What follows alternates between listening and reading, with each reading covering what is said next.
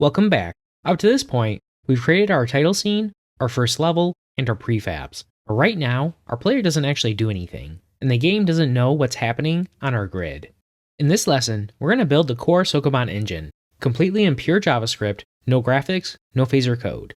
This is the logic layer that will power everything else. By not coupling our logic for Sokoban to phaser, this makes our code truly reusable, and we can use this with any rendering or game engine that we like. So what is the Sokoban engine? The Sokoban engine is going to be the brain of our game. It's going to know the layout of our level, what's a wall, where the boxes are, where the player is, and what happens when our player moves. So in our game, when you press a key, the logic engine will decide, can our player move to that location? Is there a box? Can it be pushed? And is the puzzle solved for this level? So before we dive in our code, let's review at a high level how the game of Sokoban works. There's all kinds of different variations on this game, but at its core, the game consists of a player you can move around, some types of blocks or boxes you need to push in the level, and then a goal where you need to get those boxes. In your game, you'll have different types of tiles, like these walls or blocks that'll prevent you from moving. Your levels may also have some type of obstacles where a player can't move into that location. And at a high level, that's our core logic of Sokoban.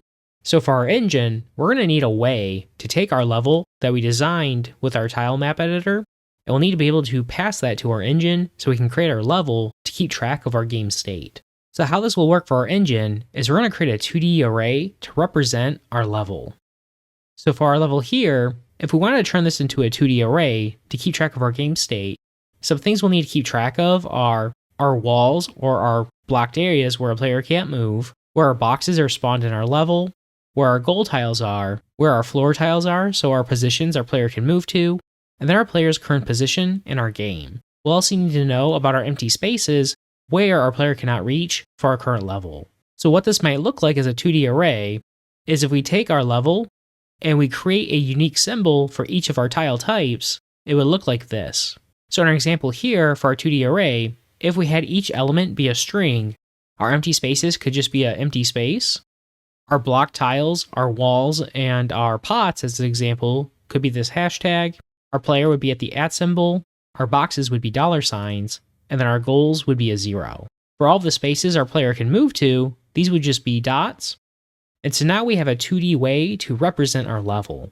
So now what we would need to do in our engine is when we want to move our player in our level, we would need to check our tile next to our player to see if we can move there. So if I try to move to the left or up, we would recognize that this tile type is a block tile, so we can't move our player there. We try to move down or to the right, we would see that these are empty spaces, and so we can move our player there. Now if our player was somewhere like here by our box, if we try to move where our box is, we'd have to take the action of pushing our box over one tile if we're able to. Now if our box is somewhere like here, and our player wants to push our box upwards, or if our player was here, and try to move our box to the left, we'll have to have logic to see if we can actually move our box to that tile's location. Besides this, we'll just want to have logic for checking once our box tile is on top of our goal tile. Once all of our goal tiles for our level are covered by our boxes, this would be our trigger to know that our level is complete. Now that we reviewed the logic for the game and how we're going to store our data and discussed how we'll need to handle some of the different inputs for our game, let's go ahead and start building out our class. So inside our source folder, let's make a new folder. We're going to call this lib. Inside here, we'll make a new file. We're going to call this Sokoban game.js. Now let's export our class. So we'll do export class Sokoban game, land our constructor. And so when we go to create an instance of our game, we're going to need to receive our map data, our 2D array that represents our level. So now for our map argument, instead of this being a 2D array that has strings, we're going to use numbers to represent our tile types. So for our type, we're going to do a number and a 2D array. So let's go ahead and define our tile types we'll need for our game. So for that, we'll make a new object. So we're going to do export const. We're going to call this tile types. We're going to set it equal to object.freeze. And now we need to define our tiles. So for each of our tiles, we're going to have a string for our key and then a number for our value. So for an empty tile, we'll do 0. We're going to have floor tiles where our player can move and push our blocks. We'll do 1. We'll have block tiles like our walls or our pots in our game. we'll do 2. We'll need to know where our boxes are, so we'll do 3. Our goals, so we'll do 4. Finally, where our player is positioned. And then we'll need to know if our box is currently on our goal. We're going to do box on goal, and for that we'll do 6. So now for our game, we'll need to keep track of our current map state. So we'll add a new property to our class for that, and we'll do current map. So for this property, this will also be a 2D array. So now in our constructor, we can make a copy of our 2D array that's passed in and then store it inside our current map. We'll do this, our current map, we're going to set it equal to our map, and then we'll do map. Just to make this a little bit clearer, we're going to call this map data. And that way we're not doing map.map. So we have our map data, now we're going to map it. And so as we're iterating over our array, we'll have a row. And now for each of our rows, we want to make a copy of it. So now this is going to give us a deep copy of our array. That way we can modify it individually without affecting our map data that was passed in. And besides our current map, we'll also want to keep track of the original map for our level. So as our player moves around our level and interacts with our objects, this is going to update our current state or our current map property. However, in these types of games, our players can sometimes get into a situation where they won't be able to solve the level. So like in our example here, our box is against the wall and we have no way to get that box away from our wall. So we'll want to give the player a way to restart the level or undo their moves. And in order for us to be able to restart the level, we'll need to know the original state of our level when we first created it. So to keep track of that state, we'll add another property to our class, and we're going to call this original map. So for our original map in our constructor, we'll do the same thing we did for our current map. Now besides our map data, we're going to add a few other properties to our class. We're going to add 2 properties to keep track of the overall width and height of our level. So we're going to add in width, we'll add in height. So for all the properties we're adding to our class here, we're making these private, that way they're internal to our class. So for both our width and our height, this will just be a number. Now, we'll also want to keep track of things like where our player's current position is. So we're going to do player position. And so for our position, this will be an object. And now that object, we're going to have our X and Y coordinate of where our player is at in our level. So for our coordinate, both our X and Y values will be numbers. And these are going to represent the indexes of the space in our 2D array here. And so now we'll need to keep track of our player's position separately from where our data is in our map, because this is an object that can move around our level. So for our player is able to move onto any empty floor space. So what that means is our player moves through our level. In our 2D array, we're going to have floor spaces, and these aren't going to change. We need to keep that static data, but for our dynamic objects, we need to be able to move them around and know where they're at. If we just left our tile type set to our player, once our player moves, we'd have an empty spot inside our map data here. So we're going to want to update this to actually have a floor tile and then track this separately. And we'll need to do the same thing for our boxes. So as our player pushes our box around our level, our box are being moved on top of those floor tiles. So even though in our original map data, this shows as a box, technically under that box, we have a floor tile. Likewise, once we move our box on top of our goal, this is still our goal tile, but our box is on top of it. So for these dynamic tile types, we'll need to keep track of our goal's positions and our box positions. I'm going to copy this, we'll paste it twice. So we'll have our box positions, and then we'll have our goal positions. So for both of these, we'll want these to be an array, since our levels can have more than one box and goal. So this should take care of all the properties we'll need on our class. So now, we just need to update our constructor to initialize these values. So we'll start with our map width and height. We're going to do this.width. We're going to set it equal to our map data. We'll grab our first element, so our first row, and we want to grab the length of that row. So now for our height, we'll do our map data, and we just need the overall length of our array. Now we'll need to find where our player's starting location is. So we'll do this.player position will be equal to, instead of having all this logic in our constructor, we'll make a new private method in our class. So we're going to call this find player start position. Then we'll add that method to our class. So for this method here, we just need to loop through our 2D array until we find the tile that has the type of our player. For that, we'll do a for loop. So we're going to do for let y equal 0. If y is less than the height of our map, then we need to increment it. And now we need to go through each tile in our rows. So we're going to copy and paste that, but we'll update our variable. So we'll do x. If x is less than our width, then we increment x. And now as we're processing each tile, we'll do if our current map. So if the tile at our y and then our x index is equal to our tile types and our player, then we found our player. So now we can return our coordinate. And so for our coordinate, this will just be our x and y index.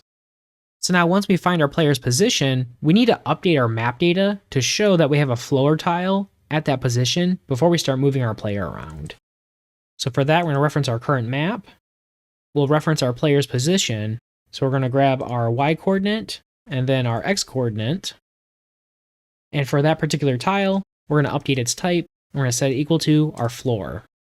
Now that we've handled our player's position, we need to find the positions for our goals and our boxes. So for both of these, we'll do internal methods as well. So we'll do this, we'll do our goal positions is equal to this.find goal positions. Now we'll do our boxes. So we'll do this.box positions will equal to this. Then we'll do find box positions. Let's add both those methods to our class. So we'll start off in our find goal positions method. So inside this method here, so now in this method here, we just want to loop through our array and then find all of our tiles that are of our type goal. So for that, I'm just going to copy our code here from our player. We'll paste it. We'll need to keep track of all of our goal tile locations. So we're going to make a new array. So we'll do const goals is equal to an empty array. And now we'll just loop through our array. But instead of returning, we just want to add that location to our array here. So we'll do goals, we'll do push. And then we'll push our coordinate into that array. We'll update our tile type. We want our goal tile. And now we want to return our goals. Now we'll want to do the same thing for finding our boxes. So I'm going to copy this block of code. We'll paste it. We'll update our array name. So we'll do boxes. We'll return our boxes. So as we're looping through our array, we just want to check for our box tile type. So now besides our box tile type, we also have a tile for when our box is sitting on top of our goal. So when we create our levels, we might design a level where a box is already in our goal, and our player might have to move it to navigate around the level and then push the box back onto the goal. So we'll need to handle that type here as well. So we're going to copy this. And so if our tile type is of type box, or if it's of type box on goal, then we know there's a box there. So we need to push that into our array. Now that we've finished defining all of the properties we'll need on our class, and we have initialized our initial values in our constructor, we need to define our public API contract. All this means is we just need to define how we're going to interact with our class. So right now we've set up our class where all of the data we're keeping track of is going to be private to our class here. What this means is when I create an instance of our game, I won't be able to do things like reference our current map. Those properties are going to be private to our class. And so when we create an instance of our Sokoban game from our phaser game instance, we'll need methods or properties available to us to get the data we need. And so some of this is going to include like our overall game state. So we'll need a way to get a copy of our current map. That way we can use phaser to render it out. So as an example, when we handle player input, we'll need to get a copy of our current map. That way we can move our player sprite to the location they're currently at in our Sokoban game instance. Besides our player, we'll also need to know the locations of our boxes, and then that way we can render those out in the correct location. So we'll need a way to get our current game state. Besides this, our other key method is going to be handling and moving our player, so we need to be able to handle input. So when we press our arrow key on our keyboard to move up, down, left, or right, we need to pass that input to a method be able to move our player. Internally, we're going to validate if our player can move to that location, and then we'll update our game state so we can pass it back to phaser. Besides handling our player input, we'll want to be able to reset our game and go back to our original state. And then finally, we're going to need a way to know if our game's over, so we'll want to check to see if we've currently won our current level. So what we're going to do is we're going to define those methods now in our class, and then we'll work on adding in the logic we need in our next lesson. So for these public methods, first, we're going to have move player. This method is going to need the direction that our player is trying to move. And so for our direction, this will be up, down, left, or right. So I'm just going to add a to-do here. So for our direction, this will be a string, and this will have our values of up, down, left, and right. We'll want to be able to reset our game. So for this method, we don't need to pass anything. And this is just going to restore our game state back to our original map. We'll want to see if we won the game, and so we'll do isWin condition. For this, we don't need to pass anything, and this is going to return a Boolean value. So we're just going to do to-do. And then finally, we'll need to get our game state. So we're going to add a method, we're going to call this getGameState. And this method is going to return an object that's going to have all of the data we need to render out our current game. So we're just going to return an empty object for the time being.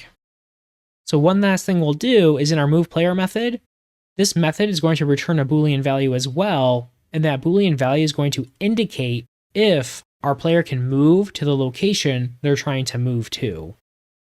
Alright, we now have our skeleton or our bones for our Sokoban game in place. We defined our public API contract, and we set up our initial properties that we'll need to keep track of our game state. In our next lesson, we're going to continue building out our core game logic, and we're going to work on adding in our logic for each of the public methods that we added. By the end of that lesson, we'll have a completely working Sokoban brain.